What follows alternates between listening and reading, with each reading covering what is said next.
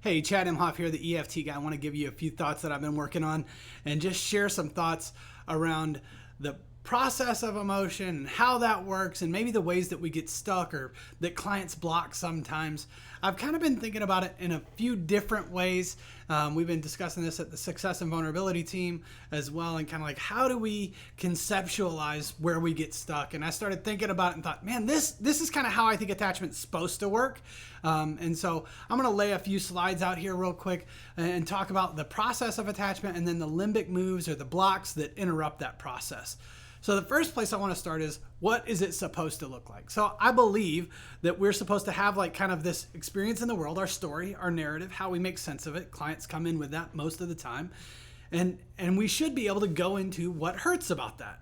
And then we should be allowed or able to express it to a partner, and a partner should be able to take that in and kind of understand it and even resonate with it and be empathic around it and respond back to us.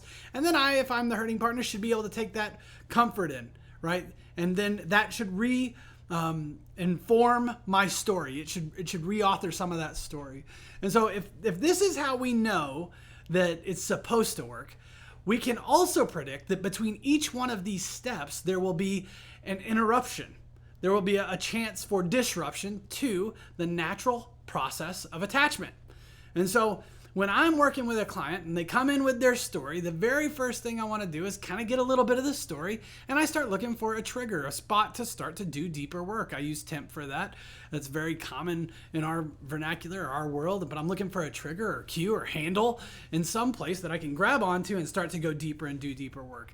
And I expand emotion and tie it to meaning, and then I'm going to like say, hey, what's your protective action tendency? And I might even use an organization or a summary of the process to kind of elicit emotion, but I'm generally trying to go into their pain. A lot of times what happens there is they have a response to that, a limbic response. Their body blocks it and says, we're not doing this right now. I don't want to show you this part of myself, which is natural and good, by the way. They shouldn't want to just open up freely to everyone. And so it's a healthy thing that they can block, that their body does something around that.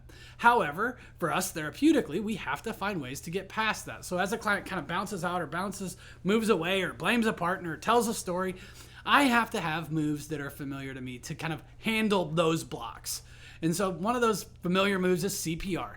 I can catch it. I can notice they've done something. There's been something that showed up. And then I can give it permission based on what I know of them or their story, history, those types of things. And then I can return to the work or refocus. So those are some quick ways. I'm not going to do this for every one of these, but I want you to just be aware of, we have ways to deal with blocks. My point with this video is to say, where do the blocks show up? Oftentimes, the very first one, the one that we'll all encounter, is between the story and getting to a deeper feeling, to the pain. And so I want to say, if we're getting to pain, if we're going from story to pain and we get past that first set of blocks, you can also expect that there will be a second set of blocks in between pain and the expression. If we're thinking about an enactment, oftentimes there's lots of reasons people give not to want to do an enactment or not to receive an enactment. Lots of different ways. Either the sharing partner or the receiving partner might block. Another place that people get blocked up or where things go wrong is after I've enacted something, the partner taking in the enactment can't do it. The person hearing it, right? Like they're expressing their pain for the very first time, and that's just not their experience, and they have reasons for the block. We can expect that there will be a limbic move or a block around that.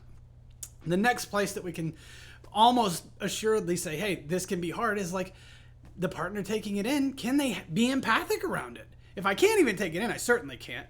But then can I imagine myself in a situation where I hurt like that? Can I start to take on the pain that I see in my partner's eyes?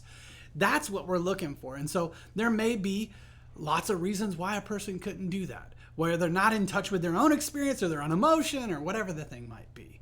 The next place we want to look at is if they can have that empathic response, can they send it back to that partner, and can that partner then receive it, right? Can the partner who expressed their initial pain, we went into their story, got the pain, can that partner who shared now their pain, and can they receive, can they handle, take in the response that is comfort?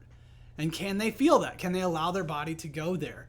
If so, then we have kind of completed what I would call, it is the tango, but it's also this kind of bonding dance that we're looking at.